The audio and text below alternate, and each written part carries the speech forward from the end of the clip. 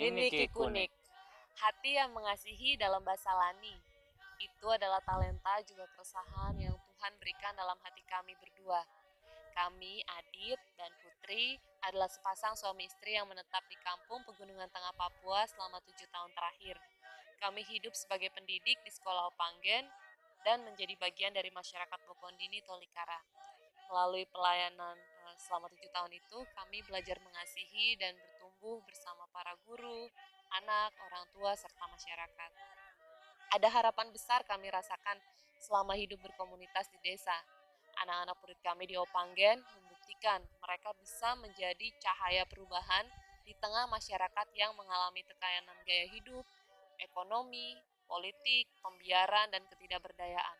Terbukti ya, lewat kesempatan yang sama dan dalam lingkungan yang penuh kasih, anak-anak Papua tidak berbeda dengan anak dari belahan dunia lain.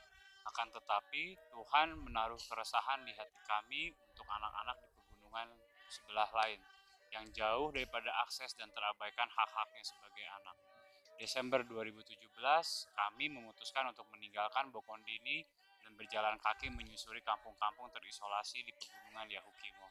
Kami ingin merasakan situasi pendidikan dan kehidupan di sana. Niat awalnya untuk membangun sekolah. Tapi perjalanan selama 6 minggu mengafirmasi memang kompleksnya akar masalah pendidikan di Papua. Kekosongan tenaga pendidik di tengah ribuan anak dan masyarakat telah mengakibatkan kampung kosong. Sebagian besar anak usia sekolah berpisah dari keluarga dan berurbanisasi ke kota. Untuk sekolah, sekali keluar sayangnya mereka tidak pernah kembali ke kampung. Namun, di saat yang sama juga Tuhan menyadarkan kami bahwa semua makhluk diciptakannya memiliki potensi dan keahlian, juga dilengkapi dengan sumber daya. Kami bertemu masyarakat yang bersuadaya selama 16 tahun, membuka lapangan terbang dengan tangan mereka sendiri. Ada pula bapak dan mama yang dengan harmoni bekerja sama di kebun, sambil mengurus anak-anak mereka.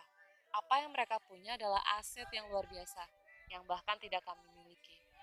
Kami percaya akhirnya bahwa isu kemiskinan muncul bukan karena ketiadaan materi atau akses semesta, melainkan karena rusaknya hubungan manusia dengan Tuhan, dengan diri sendiri, dengan sesama manusia, dengan alam ciptaannya.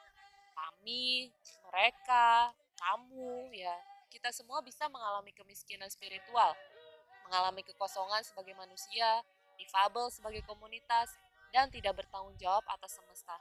Karenanya kami sadar, membangun sekolah versi kami bukanlah solusi. Anak dan orang tua adalah subjek yang seyogianya merumuskan solusi atas masalah pendidikan yang dialaminya.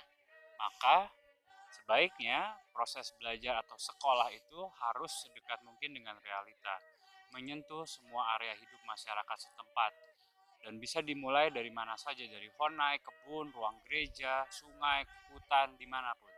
Kami akan menjadi murid sekaligus guru untuk membaca, menulis, berhitung, berkebun, mengolah pangan, dan berproduksi di desa. Hingga suatu hari, pada akhirnya kami semua masyarakat menjadi kreatif, menjadi mandiri untuk selalu menemukan solusi dari realita yang ada di sekitar. Nah, dan kami sadar untuk menjalankan visi ini tidak bisa berdua, karena kami tidak sedang membangun sekolah. Kami kini membangun gerakan, gerakan yang menghubungkan manusia yang mau berbagi, bukan karena merasa superior, tapi melihat ini sebagai ruang untuk memperbaiki hubungannya dengan Tuhan, dengan diri sendiri, dengan sesama, dengan semesta. Gerakan juga yang menghubungkan orang-orang yang percaya bahwa perubahan muncul ketika hati tersentuh, dan menyentuh hati hanya terjadi bila ada waktu dan tenaga yang diinvestasikan untuk berproses bersama. Proses yang sejatinya seumur hidup, bukan hanya sebulan atau setahun. Nah, adakah Pertanyaannya, adakah engkau tergerak untuk bertumbuh bersama?